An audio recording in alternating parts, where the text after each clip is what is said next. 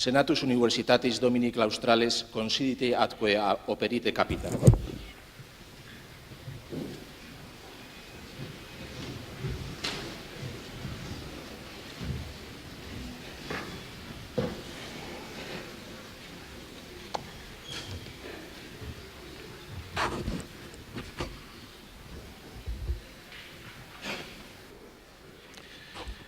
Sean todos ustedes muy bienvenidos a este solemne acto con que la Universidad de Valladolid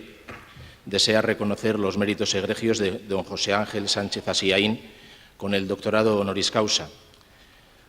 Como es tradicional, la ceremonia discurrirá de acuerdo con lo estipulado en los estatutos latinos del siglo XVI de esta universidad.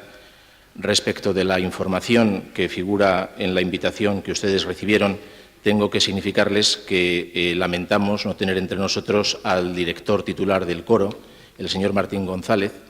que ha sufrido una operación quirúrgica, de la que en nombre de todos ustedes le deseo un pronto y feliz restablecimiento. Interinamente dirigirá el coro uno de sus miembros, doña Lina Borbujo. Consensus incipit. Uira secretis consultum leget, quod dominum José Ángel Sánchez Asiaín honoris causa doctorem creari proponitur.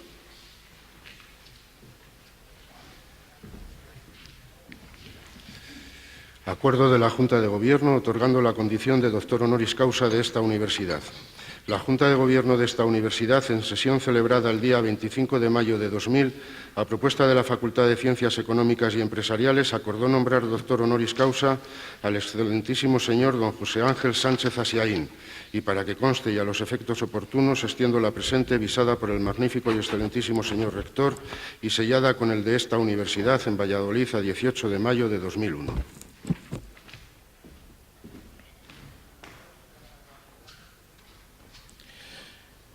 Illustrissimi decani et uira secretis, ite accersitum candidatum.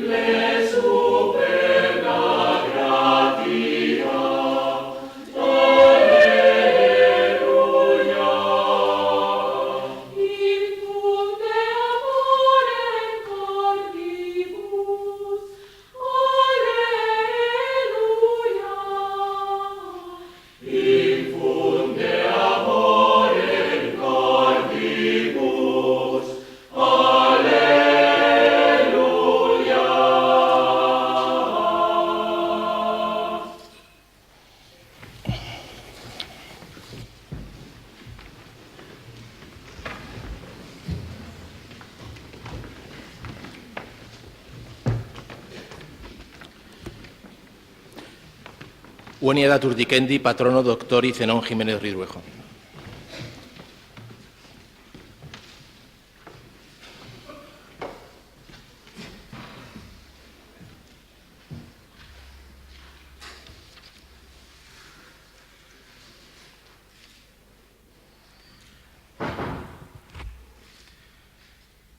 Excelentísimo y magnífico señor rector de la Universidad de Valladolid, excelentísimo señor consejero, excelentísimas e ilustrísimas autoridades, señoras y señores. Asistimos, tal vez a impulsos del movimiento pendular del método, al resurgimiento o renacimiento de una visión de la historia que retorna al estudio biográfico del conocimiento. Asentada definitivamente la perspectiva de esta disciplina como el contrapunto de acontecimientos sociales, políticos y económicos en un proceso descrito como la historia de la gente sin historia, en su estructura social y en su organización colectiva, parece que vuelve a tener sentido la búsqueda de los elementos unipersonales en la producción del conocimiento histórico. Un buen ejemplo de esta circunstancia lo tenemos en la excelente aportación de Eileen Power, quien en su libro Medieval People utiliza a modo de retratos genéricos, más como modelos que como muestras de comportamiento, la vida y la actividad de mercaderes y campesinos concretos como sujetos privados. Otro ejemplo más próximo y seguramente accesible es el libro Gente del siglo XV, del profesor Benito Ruano, publicado por la Real Academia de la Historia, bajo el patrocinio de la Fundación del Banco Bilbao Vizcaya Argentaria. Se describe en él, entre otros, los negocios y protagonismos de un labrador de Cuéllar, un mercader de Avilés o un escalador de fortalezas de origen gallego, a partir de documentación obtenida en la Real Chancillería de Valladolid. Obsérvese que no estoy compartiendo las posiciones de Carlyle, para quien la historia del mundo es la biografía de los grandes hombres. Por el contrario, creo profundamente que, con independencia de las repercusiones e influjos de la presencia de sujetos señalados, son los pueblos, los colectivos, el espíritu social y la proyección indeleble del común los auténticos sujetos de la historia. Sin embargo, no parece en modo alguno despreciable el conocimiento vinculado a lo que en la nomenclatura de las ciencias sociales se aproxima a la idea del agente representativo y que en el ámbito de la descripción historiográfica se concreta en el estudio del comportamiento de personas concretas dentro de una actividad, un contorno y un escenario precisos. Así podría hablarse de una profunda interacción, de un sistema complejo donde los individuos y el tejido social conforman una serie de pautas de conducta que, junto con las inercias culturales y los eventos azarosos, determinan los perfiles del comportamiento colectivo que definen el devenir de un pueblo. Yo creo, sin dejarme arrastrar por el aprecio personal, que el profesor Sánchez Asiaín constituye uno de estos modelos de comportamiento, que pueden permitir el estudio y la valoración del formidable impacto de la actividad individual sobre las condiciones del entorno. En aquellas épocas, como la nuestra, decisivas en las que la historia parece acelerarse. Un referente extraordinario que ha impulsado al conjunto de la sociedad en pos de objetivos de modernidad y progreso en los ámbitos científicos y académicos, pero también en los dominios políticos, culturales y financieros. Para concluir en un ejemplo de madurez creativa, constituyéndose en conciencia crítica de la urgente necesidad de avanzar en el proceso de desarrollo y modernización tecnológico de nuestro país. La modernidad, que en un sentido político y sociológico se produce en España con el tránsito de la dictadura a la democracia y la aprobación de la Constitución, fue tanto más el resultado de las ideas, los sentimientos y las creencias de los gobernados que de la voluntad política de los gobernantes, de las exigencias y las necesidades derivadas de los cambios operados en las estructuras económicas que de la concesión a las urgencias y limitaciones institucionales o legales. Pero se fue gestando también en el trabajo, la actividad y la reflexión, en la creatividad de algunos académicos, en el influjo de algunos hombres lúcidos referentes de toda una generación, que en el ámbito de la ciencia económica podrían estar representados por los profesores Rojo Duque y Fuentes Quintana en Madrid, Estapé en Barcelona o Sánchez Asiaín en Bilbao. Con perspectiva temporal, tengo la convicción absoluta de que lo mejor del trabajo de Sánchez Asiaín, su mérito más acendrado por encima de la enorme calidad de su aportación a la ciencia económica o a la vida empresarial y financiera de este país, fue la de contribuir a la formación de toda una generación de jóvenes en los valores de la justicia, la libertad y la democracia. Cualquier grupo social, y la universidad lo es en un sentido unitario, se define por la memoria, pero la memoria es una facultad mental que se ejerce a través de un aprendizaje previo. En 1967, fecha en que tomo contacto por vez primera con el profesor Sánchez Asiaín, era la Facultad de Ciencias Económicas de Bilbao, adscrita entonces a la Universidad de Valladolid, un centro universitario lleno de contradicciones y conflictos. Empeñados en participar en la transformación social y política del país, pugnábamos por sustraernos a la polémica nacionalista a través de una visión muy abierta e integradora de la cultura. Sánchez Asiaín, ya director del Servicio de Estudios del Banco de Bilbao, impartía clases de Hacienda Pública. Su rectitud, rigor y calidad intelectual compensaban con creces las reticencias críticas propias de nuestra adolescencia ideológica. Con él aprendimos toda una generación de profesores, que fuimos sus alumnos, el valor de la docencia, el respeto y el aprecio a los estudiantes y el sentido social de la actividad educativa en su máximo exponente. Pero la actividad académica de Sánchez Asiaín comienza mucho antes. Licenciado por la Universidad de Deusto en 1952 y doctor en Economía por la Universidad Complutense de Madrid en 1954, imparte docencia en Teoría Económica y Hacienda Pública en diversos centros universitarios hasta su nombramiento como catedrático de Hacienda Pública y Derecho Fiscal de la Universidad de Valladolid en 1962. Luego, años de actividad académica, solo interrumpidos por su nombramiento como secretario general técnico del Ministerio de Industria hasta su promoción como director general del Banco de Bilbao en 1968. No es posible, ni sería prudente, exponer aquí la fecundidad de su vida académica, que cristaliza en la publicación de más de un centenar de trabajos científicos, libros y artículos en revistas nacionales y extranjeras sobre temas económicos, fiscales y financieros, así como un extensísimo listado de intervenciones en congresos y conferencias en las principales universidades del mundo. Toda una obra científica de enorme calidad, aportaciones decisivas al conocimiento del sector financiero español durante la Guerra Civil. No me sustraigo a citar su magnífico libro Economía y Finanzas de la Guerra Civil Española. Estudios seminales sobre la distribución territorial de la presión fiscal en España al hilo de la imprescindible renta nacional de España y su distribución provincial. Trabajos tempranos pero de enorme madurez en torno al contraste entre las economías reales y financieras. Ensayos indispensables sobre la tributación patrimonial en nuestro país, como el publicado en el primer número de la revista de Economía Pública, Evaluaciones ya clásicas sobre el sistema financiero español y la Unión Económica Europea, por citar solo algunos de los temas básicos de su ingente producción intelectual. Permítanme, sin embargo, que abandone por algunos momentos el hilo conductor de este laudatio, que, como es lógico, se centra en la presentación y la glosa de los méritos del doctorando, y me detenga a modo de síntoma en el contenido de algunos de los temas recurrentes en las últimas aportaciones científicas de Sánchez Asiaín, que como aldabonazos sonoros repercuten intensamente sobre nuestra mentalidad académica. En primer lugar, la importancia y la necesidad de involucrar a la universidad en la definición de una nueva cultura del trabajo, descrita con maestría en su discurso de aceptación del doctorado honoris causa por la Universidad del País Vasco,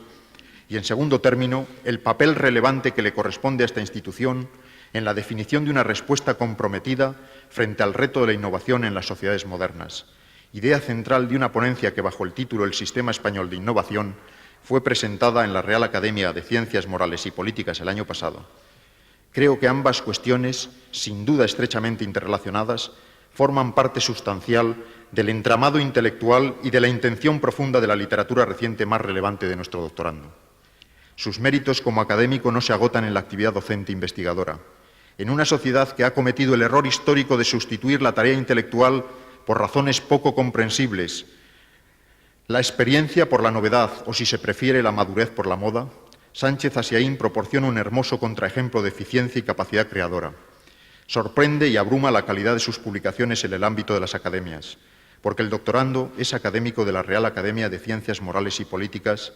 y de la Real Academia de la Historia, y académico de la Real Academia de Ciencias Económicas y Financieras de Barcelona,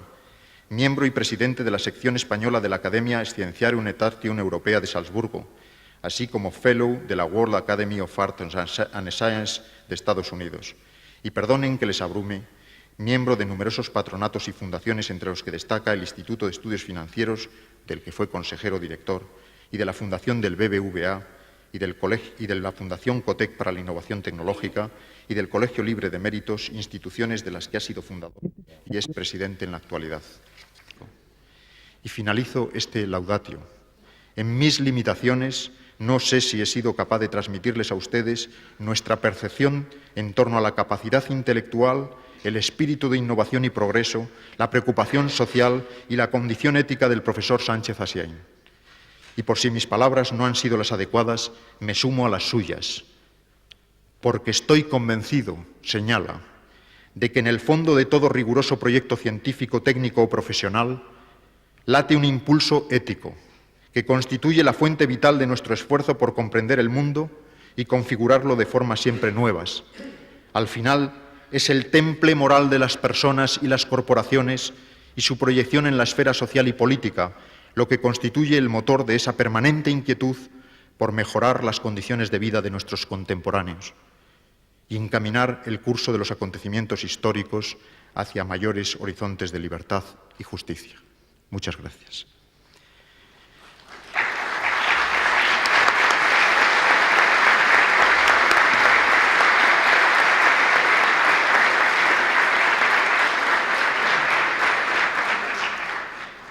Is de causis petogradum doctores honoris causa domino José Ángel Sánchez Asiaín.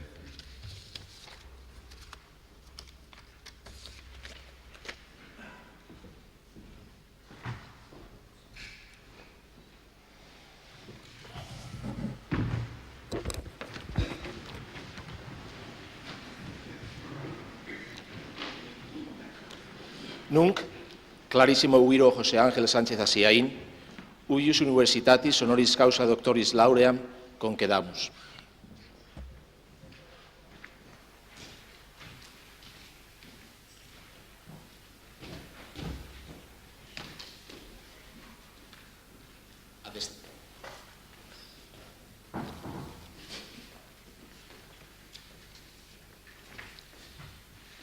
Ab universitatis Vallisoletanae conventum, economicarum et rerum procurandarum escientiarum facultate postulante, pro egregis tuis meritis, honoris causa doctor creatus es. Auctoritate mihi conquesa, gradum doctoris universitatis studii Vallisoletani tibi confero. Patronus insignia doctoris tibi induet, et eorum uin enarrabit. Accipe primum in capite pileum laureatum signum corone et excellencia doctoralis dignitatis.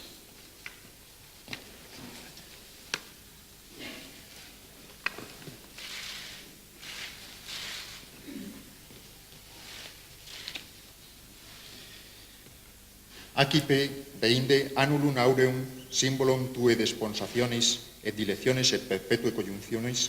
cum scientia cuius novus profusor efficeris.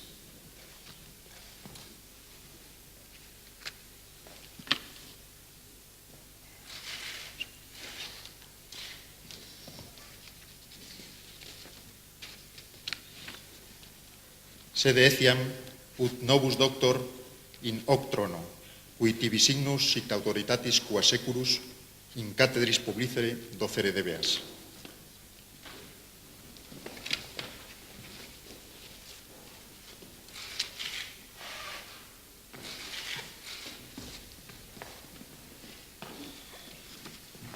Accipe et librum scientiae ut intellegas quod studere et legere et profiteri debeas.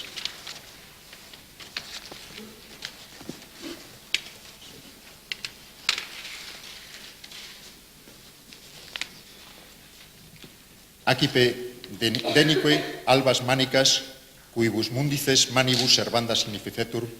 simulque tue dignitatis honestas ostendatur.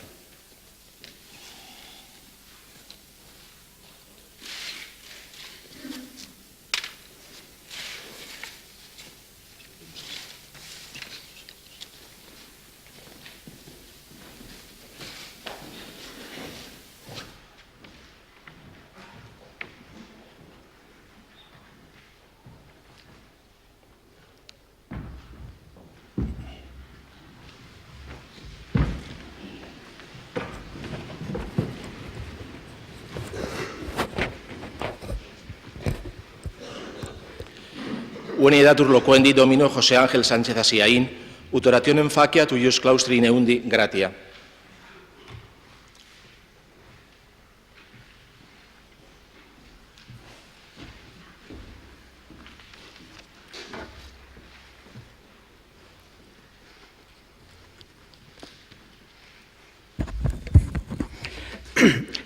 Excelentísimo y magnífico señor rector, excelentísimas autoridades, señores claustrales, señoras y señores. En este momento solemne quisiera ser breve en la emoción y sobrio en los agradecimientos, porque cuando en 1962 tomé posesión de la Cátedra de Hacienda Pública en esta universidad, cuando según su rito y su liturgia hice el paseillo por las calles y calzadas de esta antigua capital del Reino de Castilla, difícilmente hubiera podido imaginar la merced de honor que hoy se me hace en este claustro. Tuve la fortuna de enseñar en las aulas de la Facultad de Ciencias Económicas de Bilbao, adscrita a esta universidad,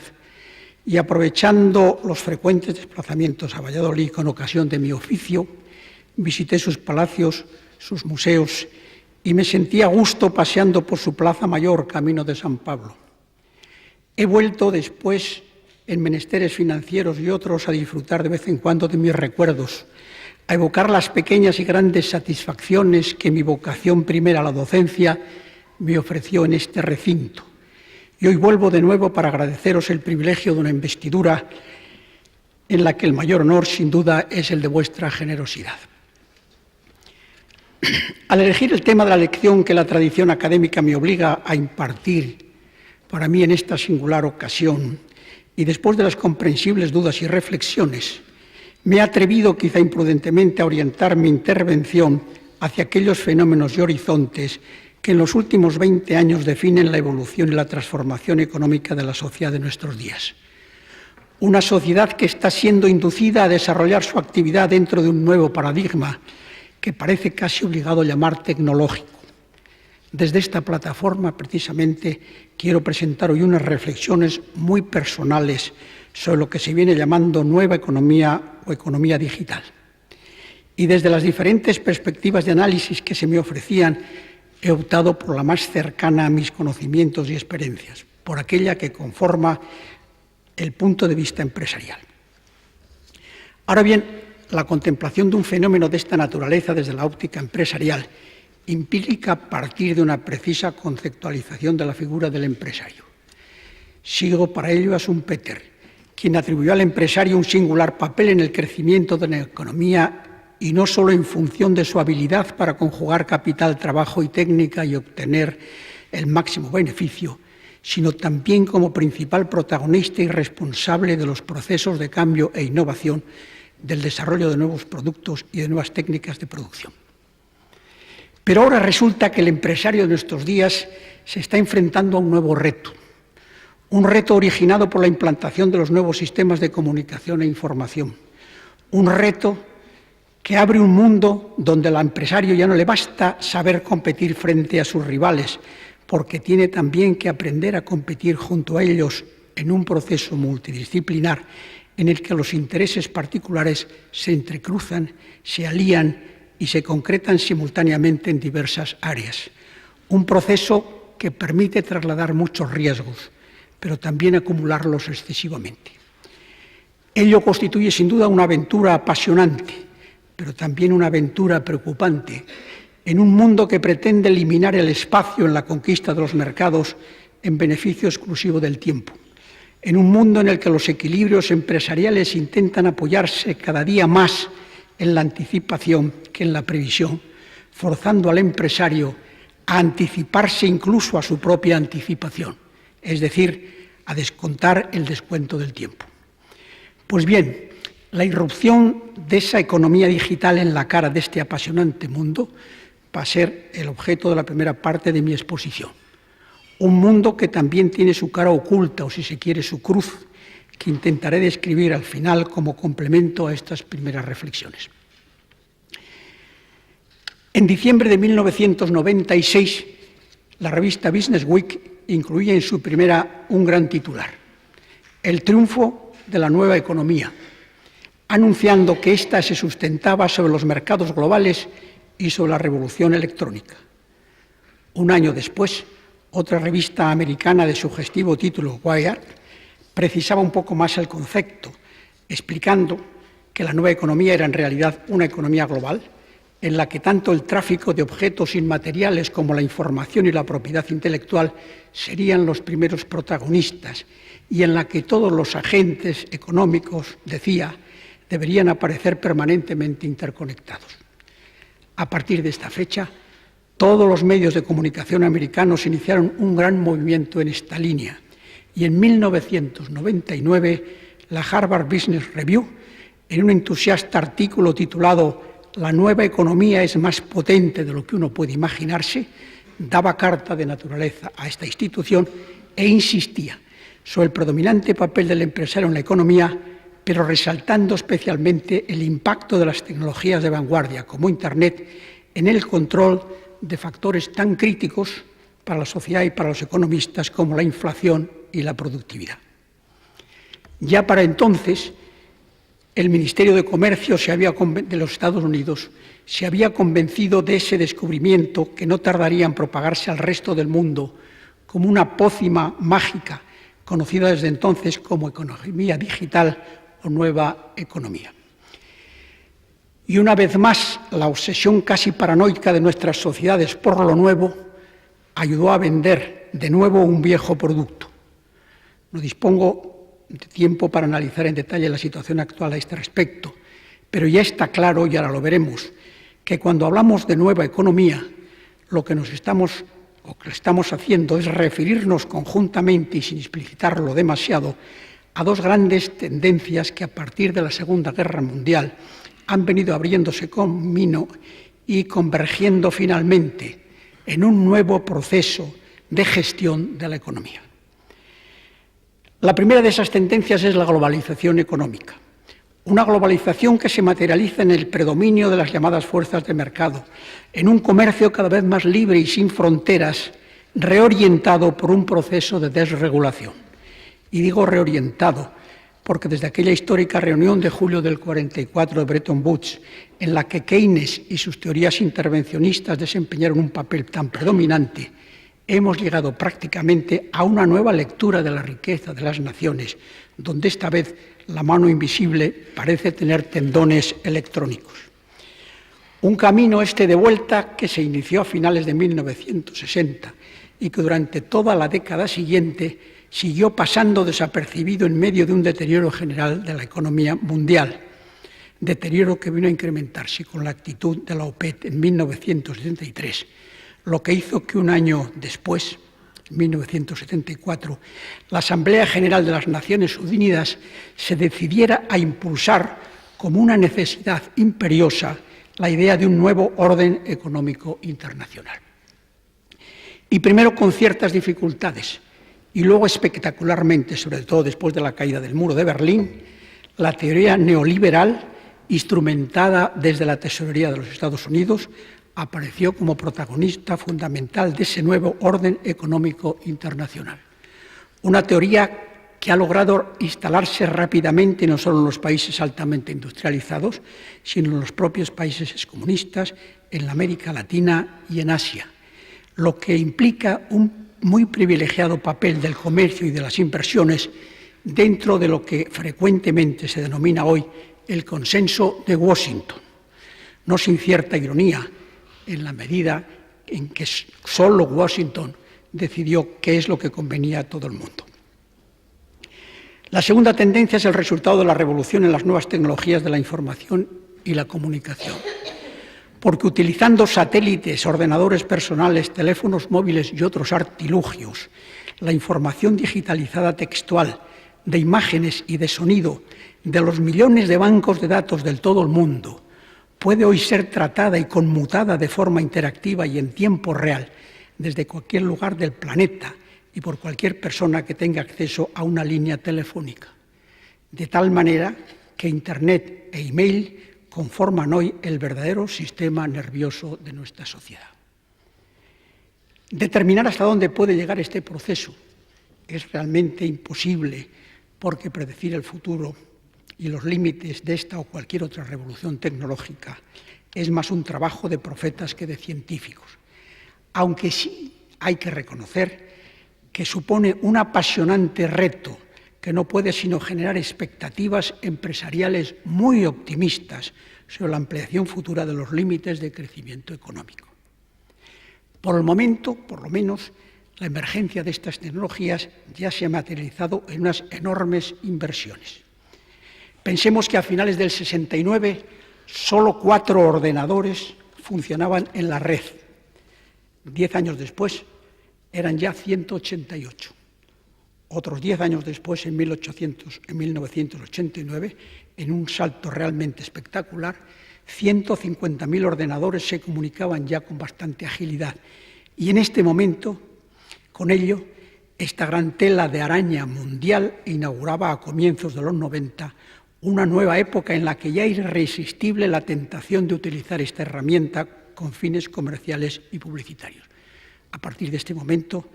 el crecimiento no ha parado, ni parece que vaya a parar, porque a finales del año 2000 se daba como cierta la cifra de 56 millones de ordenadores con capacidad de interconectarse en todo el mundo. Todavía existen importantes expectativas de una nueva revolución de las actuales estructuras de gestión económica, como consecuencia de lo cual la economía y el comercio electrónicos van a tener la gran oportunidad de crear más riqueza y mayor bienestar y oportunidad. Pero los empresarios harían bien en aceptar desde ahora la obligación de minimizar el riesgo de empañar sus grandes y significativos logros y la obligación de no defraudar algunas de las más fundadas esperanzas que la sociedad ha empezado a abrigar en la utilización de esas herramientas de nuevo bienestar. Porque al final de cuentas, de lo que se trata no es tanto de una cuestión de poder, de dominar sobre los demás, sino de elevar armónicamente los niveles de Producto Interior Bruto, es decir, las cuotas de bienestar general, de mejorar las condiciones de acceso a la educación, a la salud y a la dignidad de un número cada vez mayor de seres humanos. Por todo ello es realmente importante conocer hasta qué punto los procesos de globalización y la revolución tecnológica están alterando o no los esquemas básicos de la ciencia económica. Es decir, conocer si la llamada nueva economía implica cambios conceptuales, tal como se ha dicho. Los europeos seguimos implicados en un complejo y doloroso proceso de construir Europa. Nuestras viejas fronteras representan ahora más un concepto cultural y político que una barrera entre los pueblos. La economía, el comercio, los capitales discurren ya sin excesivas trabas a lo largo y a lo ancho de Europa. Y pronto una moneda común intentará convencernos de que el proceso de integración avanza imparable, lo que quiere decir que lentamente nos estamos convirtiendo de nuevo en una Europa joven, dispuestas a las mayores aventuras intelectuales, industriales, económicas y empresariales, pero supone también que todo ello es o constituye una importantísima responsabilidad para todos nosotros, porque todos tenemos la obligación de crear riqueza y sustento para muchos, pero también tenemos obligación de crear un nuevo sentido de la riqueza, una nueva cultura económica que sea capaz de comprender mejor las servidumbres humanas de nuestra propia naturaleza, sin olvidar que en estos momentos, cuando los dorados beneficios de la economía digital parecen empañarse por su propio éxito, cualquier propuesta de salvación inmediata puede frenar la más razonable de las utopías. Por ello, tendremos que seguir confiando en nuestra capacidad de inventar el futuro. Tendremos que enfrentarnos a nuestros propios errores de forma responsable, pero digna. Y esta debería ser la base de nuestra esperanza en un mundo competitivo, pero sin rivales excluyentes, donde no me cabe ninguna duda de que la tecnología digital va a seguir ayudándonos, porque nuestros empresarios y nuestra sociedad son ya tecnológicamente adeptos y pienso que son capaces de encontrar las soluciones adecuadas incluso a retos más importantes que el incremento de la productividad y la conquista de los mercados mundiales. Para ello, y como antes decía, necesitaremos, como España, como Europa, alimentar en permanencia unos debates intelectuales sobre el verdadero sentido de las cosas, lo que hay detrás de las cosas.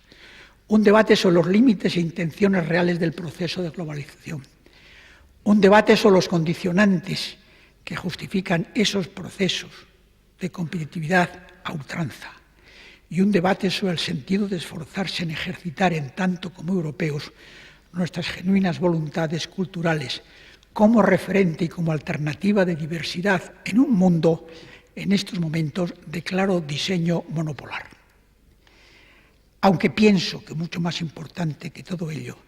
será que seamos capaces de alimentar un verdadero debate moral que englobe los anteriores sobre el futuro comportamiento de nuestras sociedades en su camino hacia mayores cotas de riqueza, de bienestar y de prosperidad. Deben ser, sin embargo, unos debates de ideas que pienso solo podrán fructificar en un mundo intelectual si éste asume sus propias responsabilidades, en una universidad renovada, capaz de aceptar una vez más, como testimonia su historia, los grandes retos, porque la universidad, pienso, no tiene otra alternativa por su propia naturaleza que la de aceptar el compromiso de generar nuevas opciones intelectuales. Y al final, porque su vocación de universalidad, de lo que hoy presumimos los académicos, los universitarios, la vocación de universalidad de la universidad fue muy anterior, más potente, más esclarecedora y desde luego más enriquecedora para el género humano que cualquier moda de globalización, pariente pobre y servidora más o menos evidente de una ambición humana que parece despreciar los límites o cuyos límites, en el mejor de los casos, se encuentran en la frontera de sus propias limitaciones. Muchas gracias.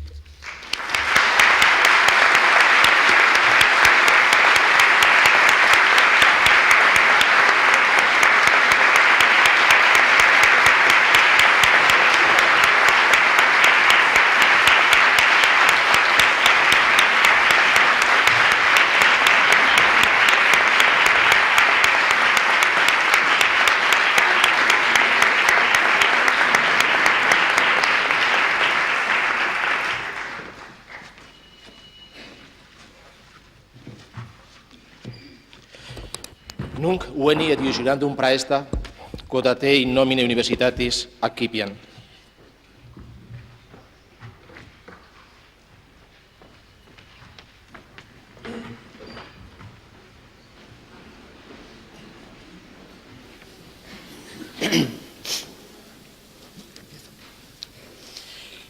Ego, José Ángel Sánchez Asiaín, juro,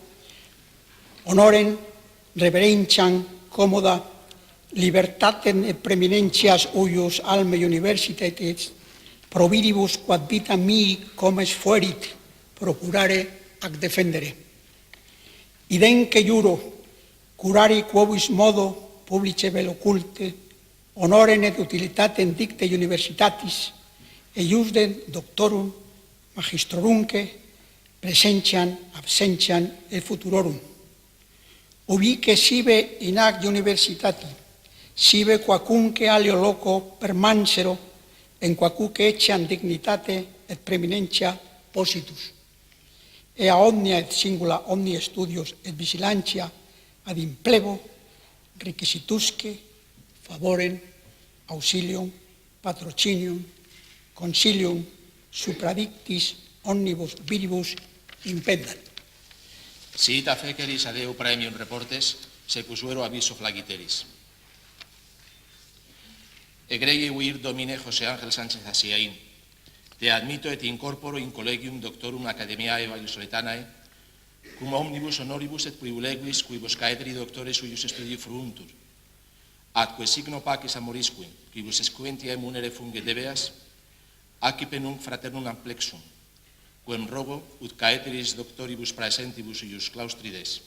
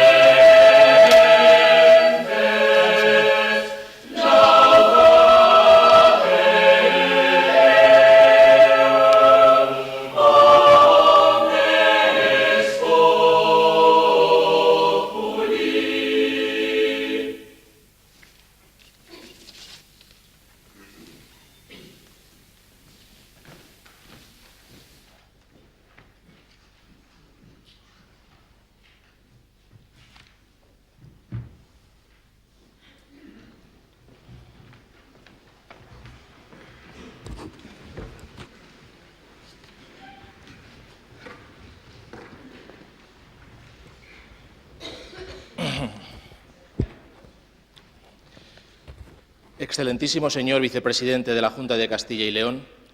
excelentísimas e ilustrísimas autoridades, señoras y señores. Permítanme, para concluir este acto, compartir con ustedes algunas reflexiones sobre la figura del profesor Sánchez Así Aín, cuyos méritos nos han sido expuestos con acierto por su padrino, el profesor Jiménez Ridruejo. En primer lugar, vemos en el profesor Sánchez Así Aín al economista insigne. El doctorado honoris causa con el que ahora nos honramos y el que recientemente recibía el profesor Velarde son hitos descollantes en la cadena de eventos con los que se viene conmemorando el 25º cumpleaños de la Facultad de Ciencias Económicas y Empresariales de esta centenaria universidad. Son, en definitiva, señal de reconocimiento hacia la ciencia económica y hacia el centro consagrado al cultivo de la misma. En segundo término, el profesor Sánchez Así Aín, catedrático de la Universidad de Valladolid en Bilbao, debe recordarnos las facultades y escuelas técnicas superiores que nuestra universidad creó con generosidad en Vizcaya, en Guipúzcoa, en Álava, en Cantabria, en Burgos, centros que han dado lugar a las universidades del País Vasco, Cantabria y Burgos. Este mismo curso, este rector tenía el honor de recibir la medalla de oro que a la Universidad de Valladolid concedía agradecida la del País Vasco, y hace ya años que la Universidad de Cantabria tuvo análogo gesto. Como aún hemos seguido creando centros en Palencia, en Soria y en Segovia, podemos enorgullecernos de haber trabajado mucho para llevar la idea de universidad a 8 provincias españolas distintas de la de Valladolid. Finalmente, encontramos en el profesor Sánchez Así Aín un ejemplo egregio de profesor al servicio de la sociedad. El artículo primero de la vigente Ley de Universidades de 1983 comienza definiendo la universidad como servicio público. Debemos ejercer, queremos ejercer, ejercemos ese servicio mediante la formación de personas, la formación de profesionales, la formación de ciudadanos y ciudadanas responsables, la creación de la cultura, la creación de la ciencia, la creación del arte, la crítica, la cooperación con el tejido productivo en acciones de investigación, desarrollo e investigación y mediante la extensión universitaria. Hoy, nadie niega en Europa que para que las universidades puedan realizar en plenitud servicio tan diverso, es preciso que estén dotadas de autonomía. Una universidad sin autonomía, es decir, regida o por burócratas externos o al servicio de intereses políticos partidistas, no puede ser una gran universidad del siglo XXI. La Constitución española reconoce la autonomía universitaria en el párrafo 10º de su artículo 27. En los 20 años en que las universidades han gozado de autonomía, se ha cerrado considerablemente, mas no del todo, la brecha abismal que nos separaba antes de Europa en el ámbito de la educación superior y de la investigación. En las actuales circunstancias, tal vez no sea ocioso insistir en que las universidades no vamos a renunciar a nuestra autonomía. Mas nuestra defensa de la autonomía se hará no en la actitud de quien no quiere privarse de una prebenda, sino con el talante de quien reclama un medio para lograr un fin, el servicio responsable a la sociedad por la vía de la ciencia y la cultura, servicio en el que ha descollado el profesor Sánchez Así Aín. He dicho.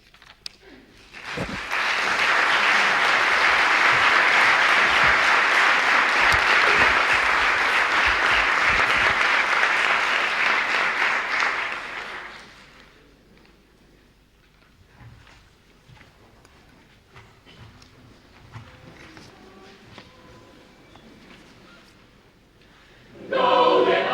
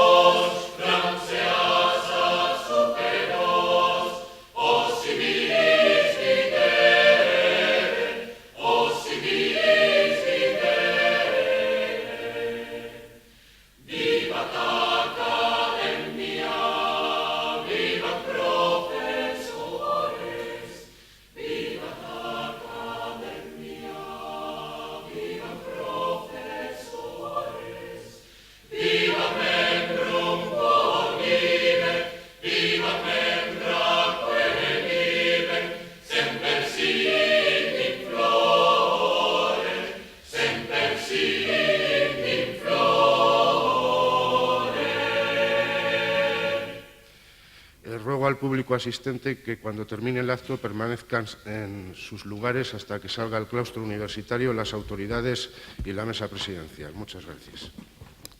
Consensus dimititur.